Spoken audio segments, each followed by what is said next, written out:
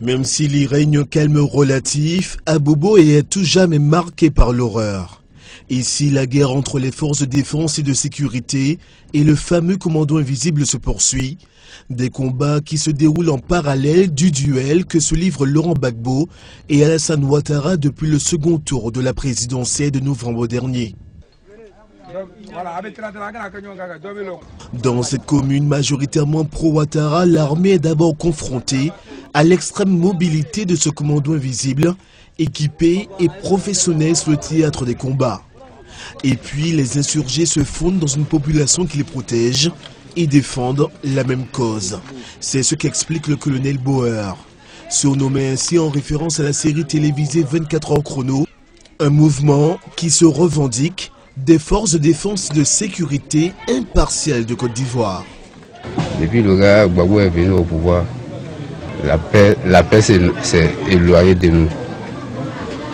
Donc voilà pourquoi on s'est levé aujourd'hui pour combattre ça. Les forces de défense se sont imposées un devoir de victoire sur ce commando invisible qui utilise les tactiques d'une guérilla urbaine. Il a souvent infligé au FDS des pertes en équipement militaire et en vie humaine, surtout que depuis des semaines qu'elles s'y collent, les forces armées n'arrivent toujours pas à déloger ce commando. Pour les partisans de Laurent Gbagbo qui refusent, malgré les pressions internationales, de céder la place à son rival, ce commando est tout simplement formé de terroristes pro-Ouattara. Pour sa part, le camp Ouattara a tenu à prendre ses distances avec le commando, une prudente réserve qui semble bien réciproque. Le responsable de ce mouvement, c'est le général Koulibaly d'IB. Lui qui m'a mis dans ce mouvement, c'est lui que je connais actuellement. Ouattara, je ne connais pas. C'est jamais vu. Ibrahim Koulibaly a été présenté comme l'un des instigateurs de la tentative de coup d'État lancée le 19 septembre 2002 contre Laurent Gbagbo.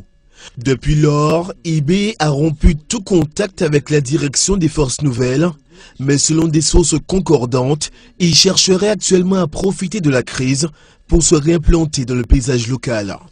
En tenue de combat, armés de fusils d'assaut, les hommes du commando patrouillent dans les rues à bord de camionnettes prises de force pro-Gbagbo.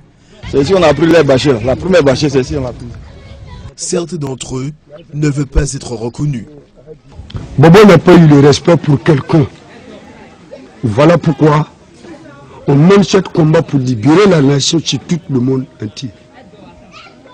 Parce qu'on ne peut pas avoir un dictateur comme Gbagbo, 5 jours. C'est lui qui dit oui.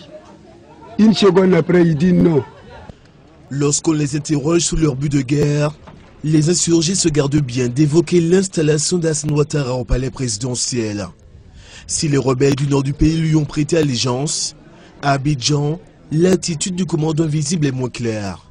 Pour certains observateurs, IB pourrait être plus un rival qu'un allié de l'ancien Premier ministre. Notre objectif, ce n'est pas de tuer Gbagbo, mais c'est pour que Gbagbo n'a qu'à quitter. Au moins, que si lui-même vivait, il peut se tuer, mais ce n'est pas nous. Avec les forces pro-Gbagbo, les forces pro-Ouattara et ce commando invisible, l'issue pacifique paraît plus lointaine que jamais. Alors que les Ivoiriens attendent avec impatience la nomination du haut représentant de l'Union africaine.